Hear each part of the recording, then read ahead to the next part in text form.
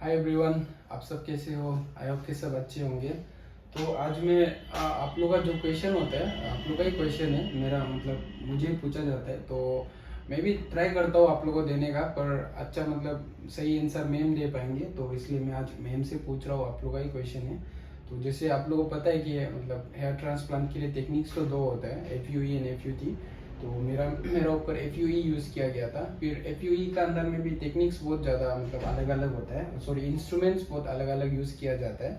तो मेरा ऊपर सफायर ब्लेड यूज़ किया गया था और किप इम्प्लांटर ऐसा करके यूज़ किया गया था। तो मैम से मैं क्वेश्चन करूँगा कि मैम जैसे इंस्ट्रूमेंट्स क्या क्या मतलब और यूज़ किया जा सकता है हेयर ट्रांसप्लांट पर, मतलब आप थोड़ा आपकी तरफ से बता दीजिए। देखिए टेक्निक जैसे आपने सही बोला, या तो FUE यूज होता है या तो FUT होता है ना। सबसे पहले बात करते हैं ट्रांसप्लांट के स्टेप्स क्या होते हैं, है ना। पहला तो है स्लिट मेकिंग, है ना। स्लिट मेकिंग का मतलब होता है हम छोटे छोटे इंसिजन्स बनाते हैं, छोटे छोटे कट्स बनाते हैं आपके रेसिपिएंट एरिया में। हम जो वो कट्स डिसाइड करते हैं आपका डेंसिटी, आपका डायरेक्शन ऑफ हेयर। तो ये पहला स्टेप हो गया। फिर दूसरा है आपका ग्राफ्ट एक्सट्रैक्शन। पीछे का जो डोनर एरिया है वहाँ से हम ग्राफ्ट निकालते हैं। तो वो ग्राफ्ट एक्सट्रैक्शन दो टेक्निक से हो सकता है। वो तकनीक है FUE, फॉलिकुलर यूनिट एक्सट्रैक्शन, या तो FUT।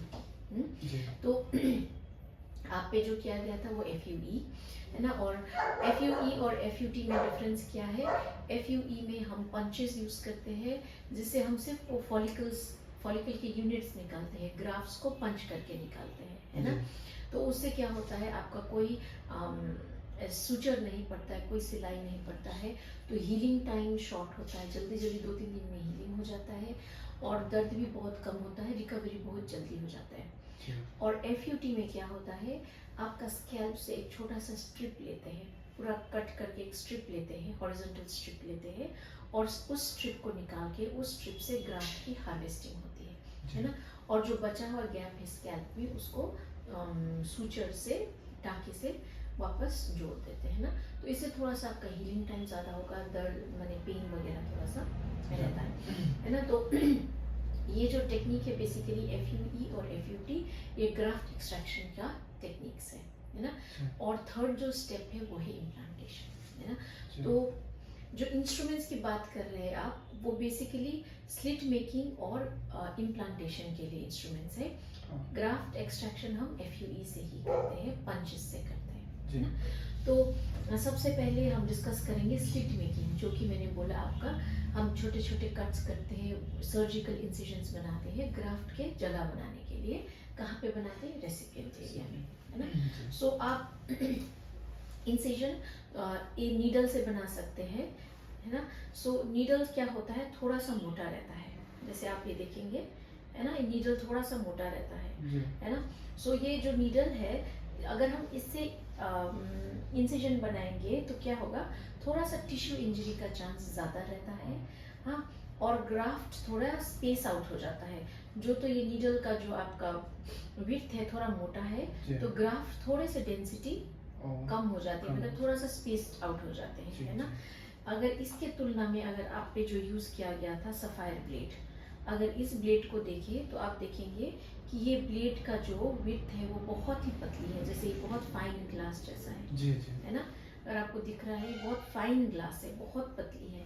अगर इसको अगर आप कंपेयर करेंगे, है ना, तो नीडल काफ़ी मोटा है ना, और ये बहुत पतली है। सो कोई भी पतली चीज़ से अगर हम यहाँ पे इंसिजन बनाएंगे तो नेचुरली जो टिश्यू है, जो घाव है, वो जो आपका टिश्यू का इंजरी है वो बहुत मिनिमम होगा, है ना। हीलिंग टाइम बहुत जल्दी होगा, जल्दी जल्दी हील होगा। और तीसरी चीज़ है डेंसिटी बेहतर होगी, है ना, क्योंकि ये पतली चीज़ से हम कट कर रहे हैं, तो नेचुरली डेंसिटी थोड़ा बेहतर होगा, और हो सकता है ग्राफ्ट भी थोड़ा ज़्यादा लगे इसके तुलना, ठीक है। तो ये जो इंस्ट्रूमेंट्स यूज़ किया जा सकता है स्लिट के लिए, है ना। और इम्प्लांटेशन के लिए आप दो इंस्ट्रूमेंट्स यूज़ कर सकते हैं। एक तो है इसको जो बोलते हैं हम फॉर्सेप। फॉर्सेप से हम क्या करते हैं, इम्प्लांटेशन का मतलब क्या हुआ, हमने ग्राफ्ट निकाल लिया, और वो जो निकाला हुआ ग्राफ्ट है हम उसको यहाँ पे बिठाएंगे, है ना। तो ये फॉर्सेप से बिठा सकते हैं, या तो फिर आप पे जो यूज़ किया गया था ये कीप इम्प्लांटर, इससे हम बिठा सकते हैं, ठीक है। तो इसका क्या डिफरेंस है। अगर फॉरसेप्स से बिठाएंगे तो क्या होगा, थोड़ा सा ग्राफ्ट बेंड होने का चांस रहता है। जैसे ये चिमटी अगर आप ग्राफ्ट ऐसे उठाएंगे, थोड़ा सा ग्राफ्ट बेंड होने का चांस रहता है, तो इससे थोड़ा सा ग्राफ्ट डैमेज का चांस रहता है। अगर आप कीप इम्प्लांटर यूज करेंगे तो इससे क्या होगा, आप ग्राफ्ट को डायरेक्टली अंदर डाल के स्ट्रेट स्लाइड करते हैं, है ना, तो इसमें बेंड का चांस बहुत ही कम रहता है ना। तो अगर आप बोलेंगे, तो ये जो दो चीजें हैं, सफायर ब्लेड से इंसिशन बनाना और कीप इम्प्लांटर से इम्प्लांट करना, ये बहुत एडवांस टेक्निक है आपका सर्जरी के लिए, है ना। करने को ये भी कर सकते हैं, पर मतलब नीडल से स्लिट बना लिया और फॉरसेप्स से इम्प्लांट कर लिया, है ना, ये दो भी कर सकते हैं। पर इसके तुलना में ये आज की डेट में सबसे एडवांस टेक्निक है, सफायर ब्लेड यूज करना और कीप इम्प्लांटर यूज करना है, ठीक है।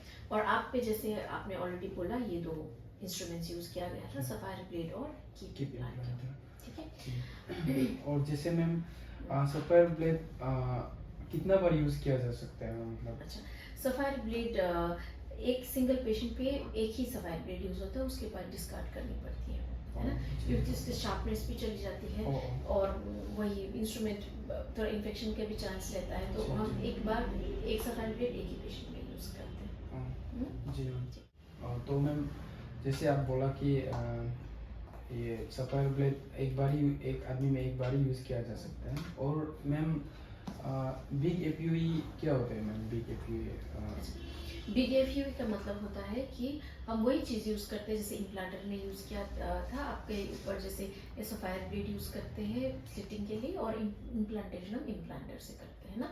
पर इसमें एक एडिशनल क्या करते हैं हम, जैसे मान लीजिए आपका ग्राफ्ट निकल रहा है यहाँ से, है ना, तो वो ग्राफ्ट के एक्सट्रैक्शन को भी थोड़ा टाइम लगता है। ऐसा तो नहीं हमने एक ग्राफ्ट निकाले और संग संग डाल दिया, ऐसा नहीं करते हैं ना, तो वो ग्राफ्ट निकालने में भी थोड़ा समय रखते हैं। तो जो भी ग्राफ्ट निकलता है उसको हम कुछ सोल्यूशन में स्टोर करते हैं।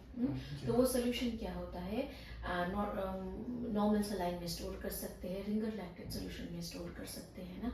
सो ये एक रेगुलर जैसे ट्रांसप्लांट में होता है ना, और या तो जैसे मैंने बोला PRP के सोल्यूशन में भी स्टोर कर सकते हैं। और एक स्टोरेज मीडियम होता है जो बहुत एडवांस स्टोरेज मीडियम होता है, जो आपका बोलते हैं हाइपोथर्मोसोल सोल्यूशन, है ना। सो ये एक सोल्यूशन है जिसमें आप स्टोर कर सकते हैं नॉर्मल सलाइन, रिंगर लैक्टेट छोड़ के, ये एक सोल्यूशन है जिसमें स्टोर कर सकते हैं, है ना। तो ये स्टोर करने से क्या होगा, आपका ग्राफ्ट का पेरिश होने का चांस बहुत कम हो जाएगा। पेरिश होने का चांस का मतलब क्या होता है, देखिए आप एक तालाब से 100 मछली उठा के एक बोल में रखते हैं, और उस बोल में आपका टैप का पानी है, नलके का पानी है ना। आप 2 घंटे बाद देखेंगे वो 100 मछली में से हो सकता है 20 मर जाए, है ना, बिकॉज वो पानी उसका एनवायरनमेंट का पानी नहीं है ना। और एक बोल में आप वही जो तालाब से मछली निकाले है उसी तालाब का पानी डालते हैं, है ना, और उसमें भी 100 मछली डालते हैं, समझे मेरी बात, है ना। तो उस 2 घंटे के बाद उस जो बोल में तालाब का मछली के साथ तालाब का पानी है, उसमें आपको मछली कम मरते हुए दिखाएंगे, है ना। 20 के बदले में हो सकता है 2-3 मरे, है ना। सो वैसे ही अगर आप हाइपोथर्मोसल सोल्यूशन में स्टोर करते हैं ग्राफ्ट को, तो ग्राफ्ट का बाहर के कंडीशन में, बाहर का एनवायरनमेंट में मरने का चांस बहुत कम हो जाता है ना। तो यही है बिग एफयूई, है ना। उसमें हम ब्लेड यूज करते हैं, इम्प्लांटर यूज करते हैं और ग्रोथ फैक्टर यूज करते हैं, और ये हाइपोथर्मोसल यूज करते हैं आपका ग्राफ्ट का स्टोर करने में। तो ये एक टेक्निक सेम है, slitting, graft extraction, implantation technique same है, बस हम इंस्ट्रूमेंट्स थोड़े एडवांस इंस्ट्रूमेंट्स यूज कर रहे हैं, बस इतना ही डिफरेंस है आपका नॉर्मल एफयूई और बिग एफयूई में। तो आप लोगों को मतलब मैम का बात सुन के आइडिया मिल गया होगा कि क्या क्या मतलब टेक्निक्स होते हैं यहाँ पे, और उनका बेनिफिट्स भी मैम बता दिया है। तो मतलब मैं भी इसलिए मतलब सफायर ब्लेड वाला यूज़ किया था, ताकि उसमें थोड़ा एडवांस मतलब मेरा रिजल्ट भी अच्छा आए करके।